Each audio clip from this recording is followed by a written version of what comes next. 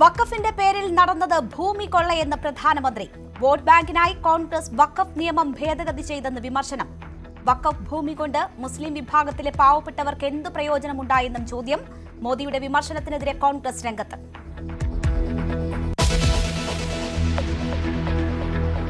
എം.ആർ. അജിത് കുമാറിനെതിരെ കേസെടുക്കാമെന്ന് ഡിജിപിയുടെ ശുപാർശ. DGP P വിജയനെതിരെ വ്യാജമൊഴി നൽകിയ സംഭവത്തിലാണ് നടപടി. ഷെയ്ഖ് ദർവേഷ് സാഹിബ് സർക്കാരിന് റിപ്പോർട്ട് കൈമാറി. ആര് ശുപാർശ ചെയ്താലും മുഖ്യമന്ത്രി കേസെടുക്കില്ലെന്ന് പി വി അൻവർ.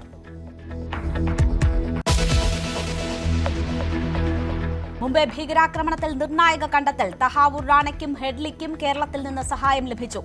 കൊച്ചി സ്വദേശി NIA-യുടെ കസ്റ്റഡിയിൽ. അന്വേഷണ സംഘം ചോദ്യം ചെയ്യുന്നു. റാണയെ കൊച്ചിയിലെത്തിച്ച് തെളിവെടുക്കും.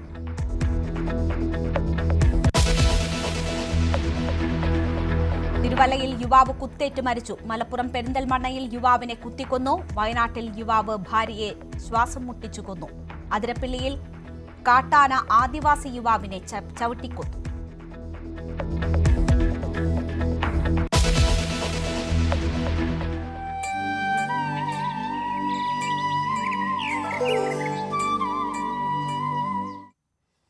വിഷു ആഘോഷിച്ച് മലയാളി. ക്ഷേത്രങ്ങളിൽ വൻ ഭക്തജന തിരക്ക്. കണി കണ്ടും കൈനീട്ടം നൽകിയും ആഘോഷം.